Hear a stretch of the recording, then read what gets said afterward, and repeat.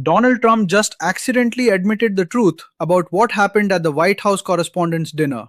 And honestly, it's not a surprise. Donald Trump is slipping further into cognitive decline every single day. And that means we're starting to get what my friend Jennifer Welch calls deathbed admissions. He's reached the point where he just says whatever is actually on his mind. Like when he admitted he loves hanging out with losers because it makes him feel better about himself. Or when he openly shared his worries about not getting into heaven. And Donald, let me just confirm that for you right now. Yeah, it's not happening. But Trump just did it again. He let it slip and admitted the real truth about that dinner. Why he was so happy, why he was so excited, and what he's really been up to since Saturday. It's exactly what we've suspected all along, but now we have it straight from the man himself. We are going to get into it all. But before we do, if I could quickly ask you to leave a like on this video, and if you haven't already and you enjoy our channel, to hit that subscribe button because it goes a long way in supporting our work. Now before we dive into that incredibly confused and sleepy speech, I want to look at someone else who is telling a very important truth about the Republican reaction. It's a moment of clarity that happened on a network where truth usually goes to die, the Fox propaganda outlet. Jessica Tarlov absolutely nailed it, and that's where we need to start before we get to Trump's latest meltdown. I just feel like this is a massive gaslighting scene. I mean, the Hakeem Jeffries comparison, I think, is so unfair. He's talking about redistricting. He's not talking about a human being. He's certainly not talking about a Republican. And you say Democrats went out and called Donald Trump a threat to democracy. Absolutely. The guy still doesn't accept the 2020 results, and a majority of the party doesn't as a consequence of the fact that he continued to proliferate that lie.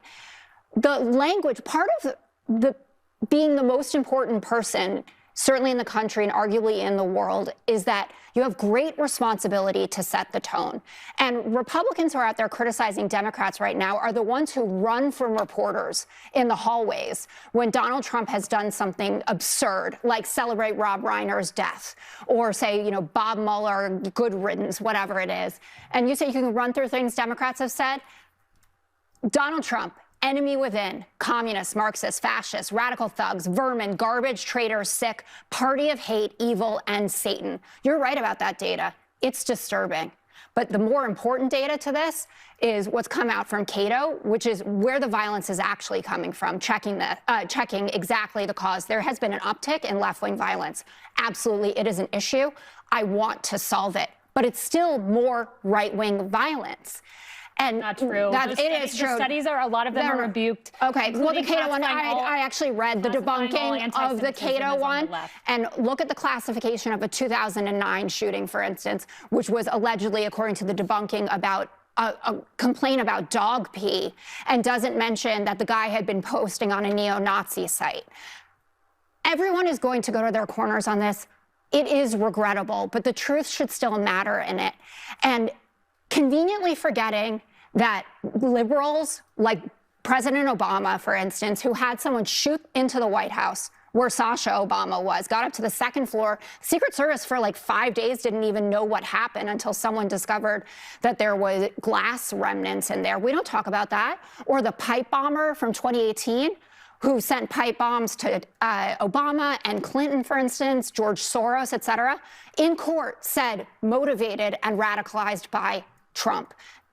The responsibility lies with all of us, but it has to start at the top here. And I agree with Charlemagne that that discussion is one that Republicans should start taking a part in if there is any way to come back together in this country. So, number one, in terms of elections, there are people who still think George Bush is an illegitimate president. That never stopped for 8 years. It was unbelievable because of Florida. But I'm just saying, but in Al terms of Gore illegitimate elections, conceded. but it was nonstop, and you had people protesting from day one. Al Gore. No, he didn't. So 2020, I guess it was, wow, that's so long ago. With George Bush's first term into his second term, illegitimate president.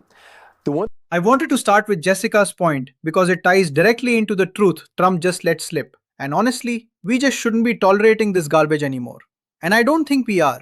I made a video on Saturday night where I said, if your gut reaction was that this whole thing felt fake or sketchy or just off, that is a valid reaction.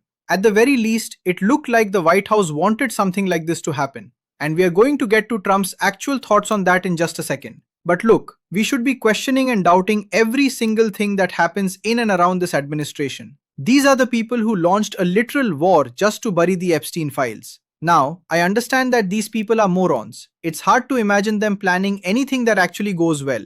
But we know one thing for certain, they are thrilled with the outcome. So no, they don't get to turn around and attack the left for rhetoric that doesn't even exist. Not when you look at Donald Trump and what he just admitted about how he really felt about Saturday night. Check this out. Yes, I am. I'm sorry. No, please. Anyway, so they don't love me too much in Mexico right now, you know.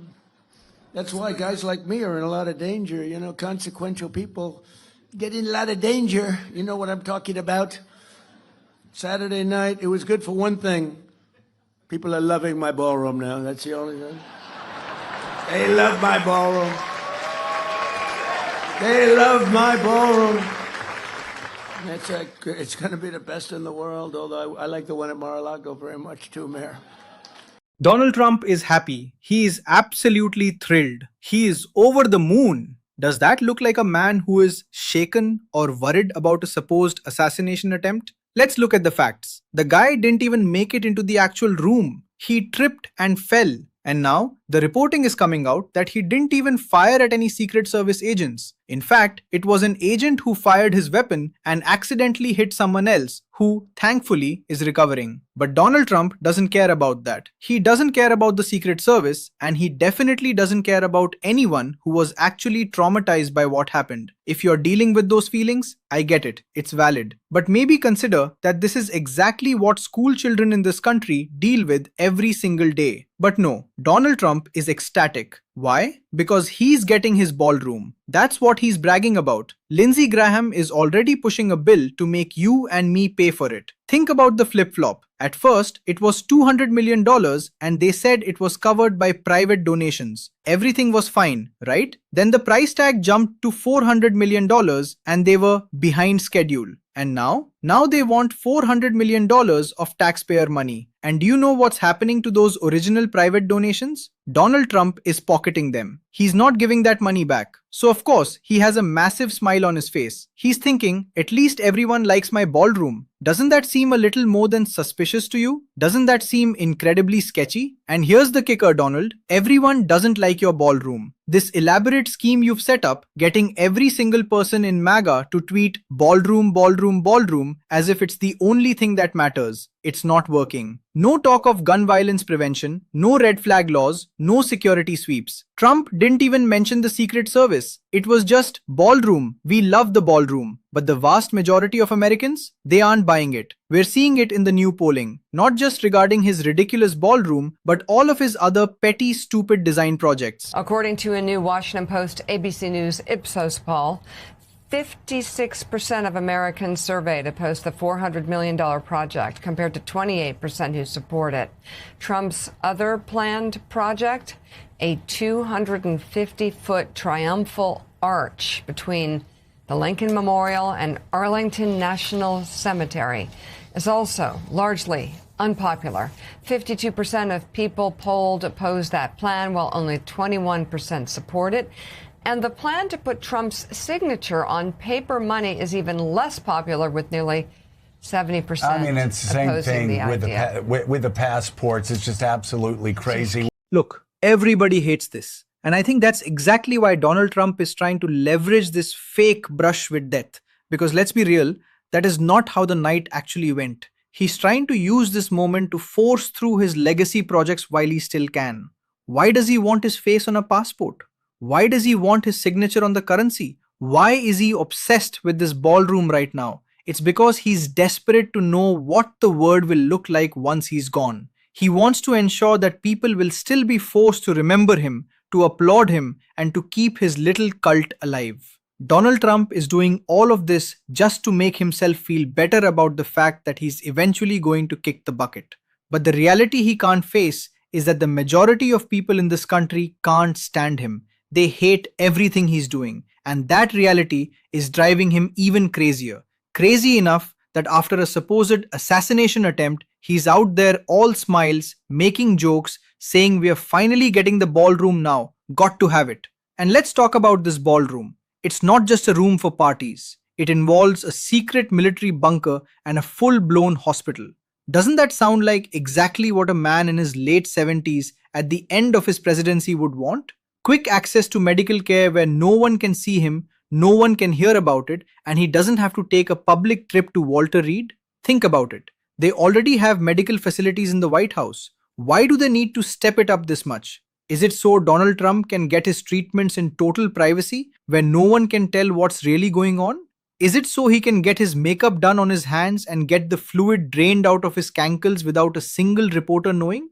I know, it's a gross image, but that is clearly what Trump is focused on. He's obsessed with spending our money on this ballroom, and that is why I refused on Saturday night, the very second it happened, to let anyone throw this in my face. Don't come at me with the rhetoric of the left or everyone is picking on poor Donald. These people don't take gun violence seriously. That's why I brushed off all the nonsense about Charlie Kirk too. It's all a distraction. I'm not tolerating it, and clearly the rest of America isn't either. That's why his polling isn't just bad on the ballroom, it's bad on everything he touches. A disruption that continues day after day after day to this very day, even with a seemingly indefinite ceasefire. Because as soon as the U.S. started bombing, Iran started to control the Strait of Hormuz, something that was not the case before this war, something that was long in this country, and they're pretty mad at Donald Trump for starting this war. Take a look at this chart. We were sort of marveling over this one today. A lot of charts don't read on TV, but I think this one gives you the point. So that's from pollster G. Elliott Morris, who tracks Trump's approval on a bunch of different issues. And you can see there's a bunch of issues. They all go in the same direction. They all go down. But the one that's the lowest, the one all the way at the bottom of your TV screen, the green line, that is Donald Trump's approval on inflation and the cost of living. Of course, that includes gas prices, because not only is gas a major expenditure for nearly every American, rising diesel costs in particular also make everything else more expensive. That doesn't even include the sort of inputs you get when you start getting to fertilizer and chemical products. And as you can see, Trump is just almost incomprehensibly unpopular when it comes to prices. Literally off the chart. He is so underwater, in fact, that he is off the chart. In fact, that chart doesn't go low enough to show his massive minus 40 approval on the issue. At the end of the day, this is a total disaster for Donald Trump. It is a disaster across the board, and honestly, it is hilarious to watch it all fall apart. We are going to stay on top of this and continue to call out the lies and the corruption on this show every single day. If you want to support this work and help us grow independent media, you know what to do. Hit that subscribe button right now. Leave a like on this video if you're still with me, and if you're one of the real ones who stuck around until the very end, drop a blue heart in the comments. Keep on fighting, y'all. Do not let them silence you. And hey, if you're watching this before or during the game, go Lakers. I'm Liam Prescott, and I'll see you in the next one.